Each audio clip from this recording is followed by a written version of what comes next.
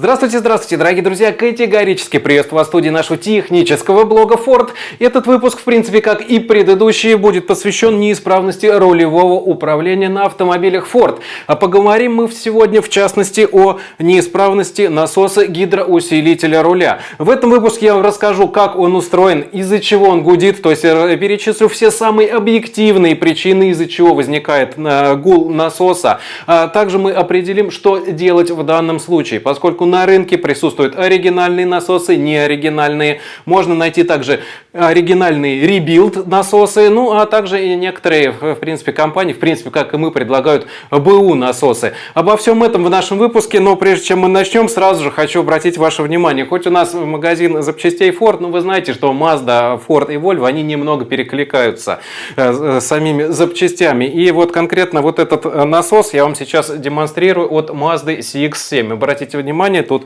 бачок ГУР находится прямо в сборе с самим насосом. Я думаю, немногие из вас такое видели. Так, ну что же, начнем.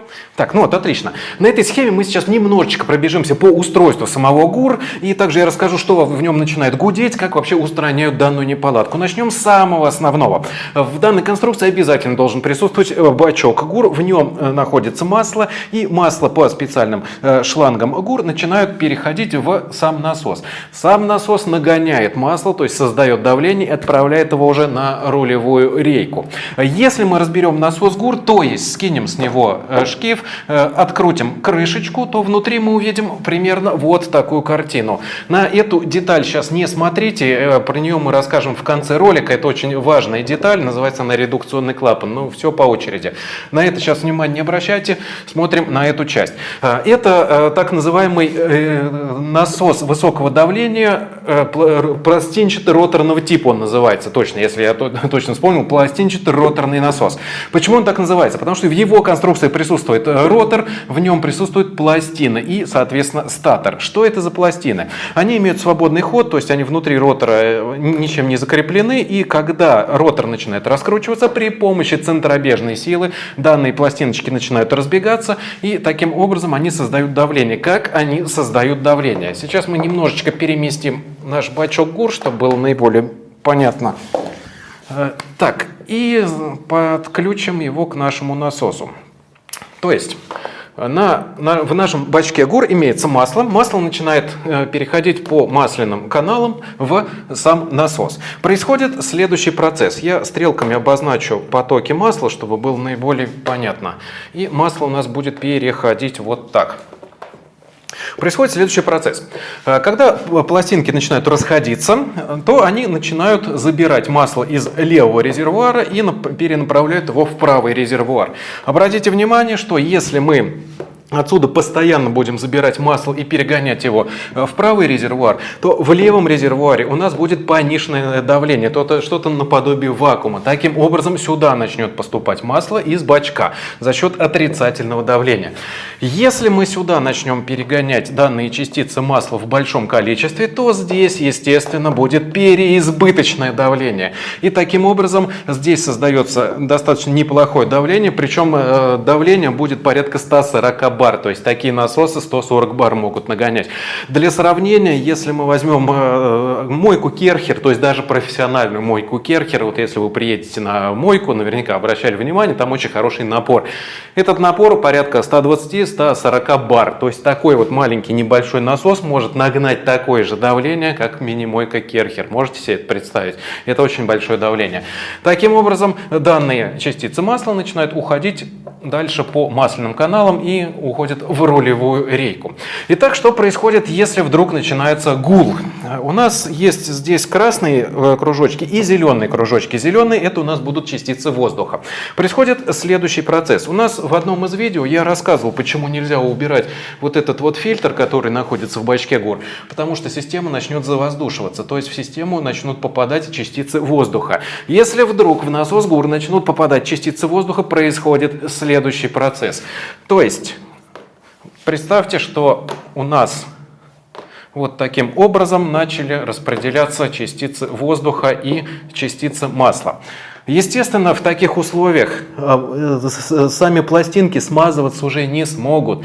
И таким образом идет скрежет данных пластинок о статор. Это и есть тот самый гул, который вот вы руль повернули, или, к примеру, масла нету в системе, начинается гул насоса ГУР. Это и есть тот самый скрежет вот этих вот лепестков по самому статору. Значит, проблема в чем заключается? Если длительное время эксплуатировать автомобиль с такой неполадкой, то естественно, здесь пропадает герметичность, система перестает функционировать.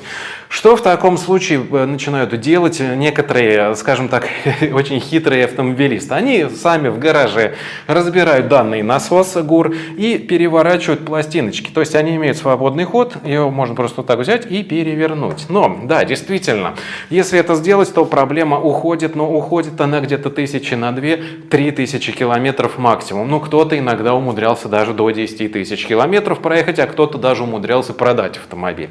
Вот, то есть имейте в виду, если вдруг вы купили автомобиль, поездили месяц и вдруг у него начал гудеть ГУР, ну, скорее всего, там был именно такой тюнинг. Из-за чего это происходит?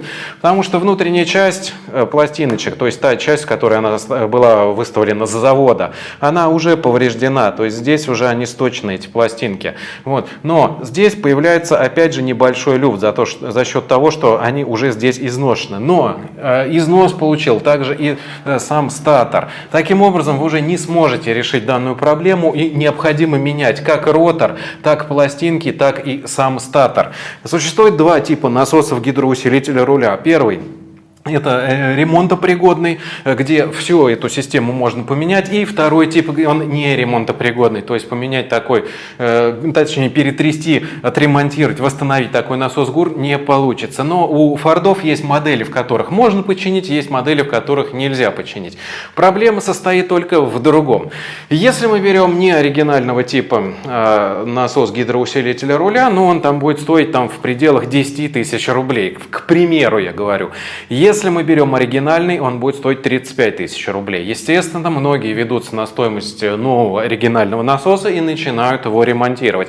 И тут они попадают в просак. Вот почему. Потому что оригинальный насос будет, соответственно, разбираться, и он будет восстанавливаться какими частями?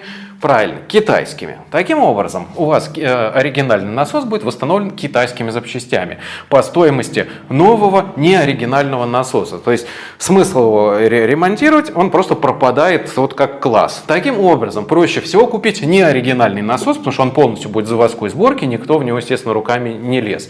Теперь самое важное. Я вам просил рассказать про редукционный клапан. Значит, запоминайте, если вдруг вы ездите на автомобиле, на своем Форде, и вдруг ни с того ни с сего, без каких-либо на то ведомых причин, без всякого гула, без ничего, руль стал тяжелым, да? Посмотрели жидкость в бачке ГУР, ну жидкость есть, все нормально, да, вроде нигде не течет, все нормально, а руль тяжелый. В конструкции гидроусилителя руля присутствует так называемый редукционный клапан. Это клапан сброса высокого давления. Как я уже сказал, давление насос может нагонять 140 бар. Если резко хлопнуть газ в пол, давление может подняться даже до 160. Если такое давление запустить на систему ГУР, может разорвать шланги, может выдавить сальники из рулевой рейки. Такие случаи бывали. Для того, чтобы это не происходило, в конструкции насоса ГУР присутствует так называемый редукционный клапан или же клапан сброса высокого давления. Как это работает? У него имеется специальный небольшой клапан, то есть выглядит этот клапан как шарик и пружинка. Пружинка имеет определенную жесткость, и когда переизбыточное давление приходится на эту часть, то пружинка поднимается, и данный шарик тоже начинает подниматься. И таким образом у нас переизбыток давления начинает стравливаться через этот клапан. И далее через специальные там шланги, через специальное устройство он уходит в обратку, то есть уходит в левую часть насоса. Он уходит в обратку, не буду вам заморачивать мозги сейчас на эту тему. Значит, смотрите, что происходит. Если вдруг у вас получилось так, что руль стал тяжелым и у вас нет на то видимых причин, имейте в виду, вот этот шарик маленький, он может немножечко застопориться от времени, от износа. Особенно это может произойти, если вы не меняете масло в гидроусилителе руля. Если по системе циркулируют постоянно какие-то загрязнения, грязь, отложения, этот шарик может забиваться. И в какой-то момент он застопорится. Далее происходит следующее. В процессе работы двигателя, то есть в процессе работы данной системы, он немножечко должен приподниматься. И таким образом давление проходит через него и уходит на рулевую рейку. Но если он не поднимается, если его заклинило, то он остается в нижнем положении. И в таком случае давление нагоняться в систему гидроусилителя не будет. Или будет нагоняться в недостаточном объеме. Именно по этой причине у вас руль будет тугим. Так что имейте в виду, если вы с чем-то таким столкнулись, прежде чем ехать в магазин приобретать сразу в сборе насос гидроусилителя руля, заедьте на автосервис и попросите проверить редукционный клапан. Потому что эта система разборная, наверху есть специальная гаечка, пружинка вынимается, шарик вынимается, это все чистится. Но если не поможет, дальше, соответственно, можно уже решать либо не оригинальными гурами, либо, соответственно, оригинальными, в зависимости от финансовых возможностей. Но по поводу ремонта я вам рассказал, то есть ситуация такая, если вдруг вы свяжетесь с ремонтом гидроусилителя руля, вы в нем обязательно поменяйте ротор, статор данной пластиночки, поменяйте их на китайские. Таким образом вы купите по стоимости переборки и ремонта штатного ГУР, вы купите, грубо говоря, китайский ГУР. То есть цена будет приблизительно одинаковая. Так, ну а теперь попробуем определить, как быть, если произошла неисправность насоса ГУР.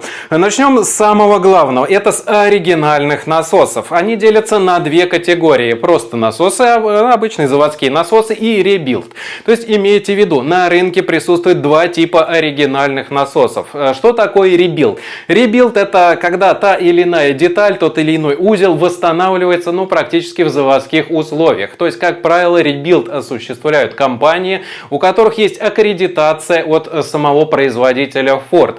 Тот ребилд, который производится в наших каких-то полуподвальных помещениях, либо автосервисах, либо на каких-то китайских мануфактурах, это называется уже как восстановленный. Если быть более точным, то заводская восстановленная деталь классифицируется как ребилд. Имейте это в виду и не путайте их никогда. Но суть дела не меняет. Если мы берем либо ребилд, либо просто оригинальный новый насос ГУР, то они будут обладать, естественно, огромной стоимостью, и, естественно, высоким остаточным ресурсом, то есть большим запасом прочности.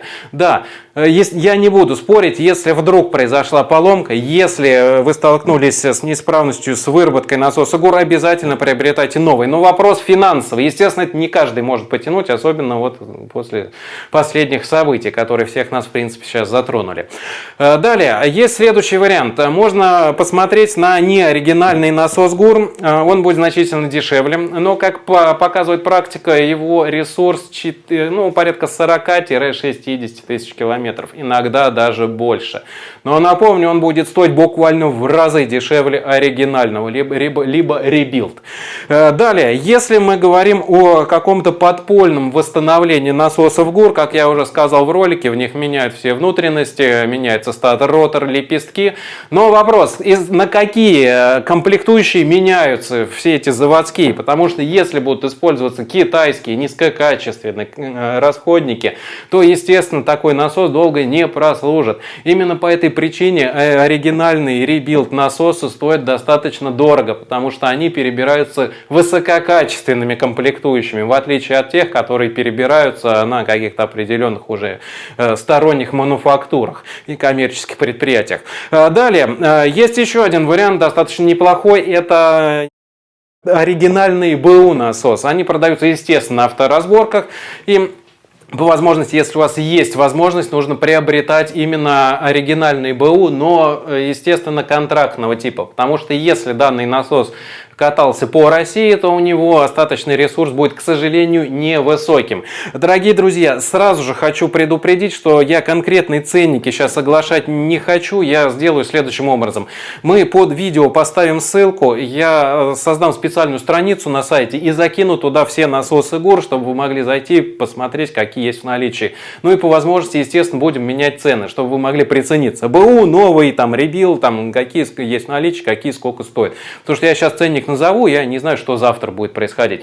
Дорогие друзья, пишите свои вопросы в комментариях. Как вы заметили, мы сейчас немножечко повышаем качество нашего контента, естественно, мы будем расти и расти. Поэтому задавайте свои вопросы в комментариях, ставьте лайк, подписывайтесь. До следующей недели, дорогие друзья. Пока-пока.